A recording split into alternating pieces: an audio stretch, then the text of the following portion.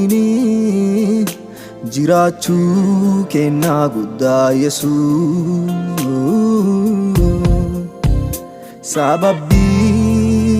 Sababiini adhaan ba'uu kennaa guddaa Yesuus. Maafiree nuti lafarratti nama beekaa maafit goona. Beekaa jira mataa fi gassa laphise, dhiiga jissee tola addunyaa kan fayyise. Maafiree nuti lafarratti nama dandee'aa maafit goona. Jira mataa fi gassa laphise, dhiiga jissee tola addunyaa kan fayyise. Kottamee nuti hundinuu walii gallee akkas jennaani. Beekumsa keeti kenna akka goonee nuti hundinuu amma laadha garree. Yesuus nuuf araarami, guddaa jecha keerraa tarree nu hafi. Kottamee nuti hundinuu walii gallee akkas jennaani.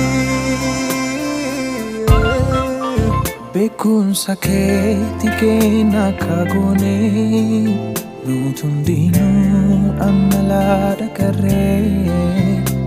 Yesuus nuuf araarami, guddaa jecha keerraa tarree nu hafi. Araara galla kottaa Gooftaatti, araara galla kottaa Yesuusitti. Araara galla abboome kottaa, balleessaa teenna yaakkine yoo amanne nu laakkisa Gooftaa. Araara galla kottaa Gooftaatti, araara galla kottaa Yesuusitti. Araara galla abboome kottaa, balleessaa teenna yaakkine yoo amanne nu laakkisa Gooftaa.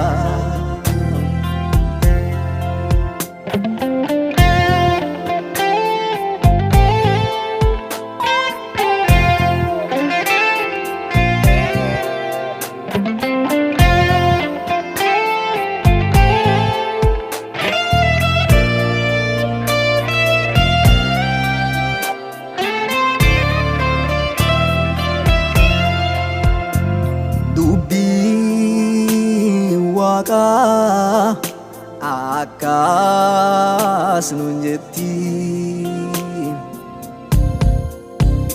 nami mataa isaa ol qabu dhumi isaa akka gaajjedhu nutti akeetti.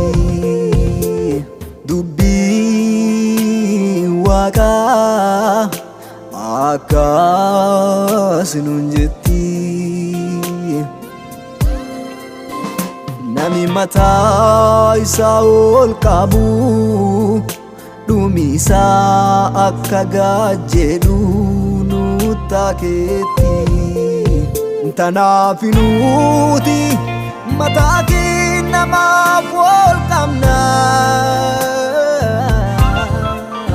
gaafa Yesuusii dura deemsa jabaanne mootummaa Waaqaa keessaa carraadhanna.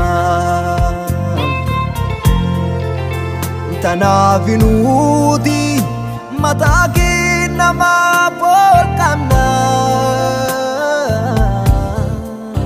gaafa Yesuusii dura deemsa jabaanne mootummaa Waaqaa keessaa carraadhanna.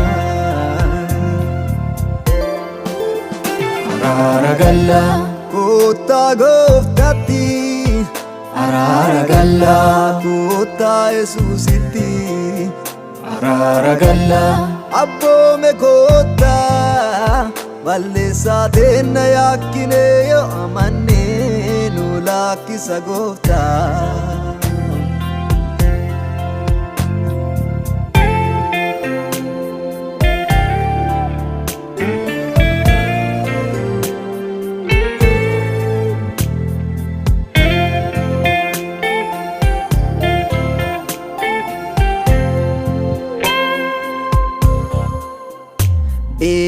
Beekaa adoo beekuu nama mataa ofii qaqqabeetu ulfaata.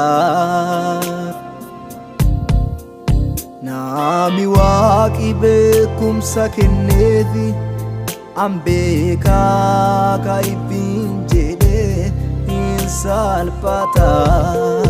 Tana daagee isii dhaloonni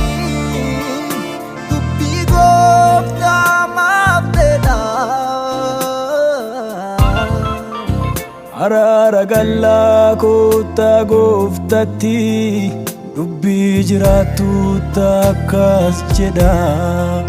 Tana daagee isii dhaloonni sagalee gooftaa maaf jedha. Araara galla kottaa gooftatti dubbii jiraattuutti akkas jedha.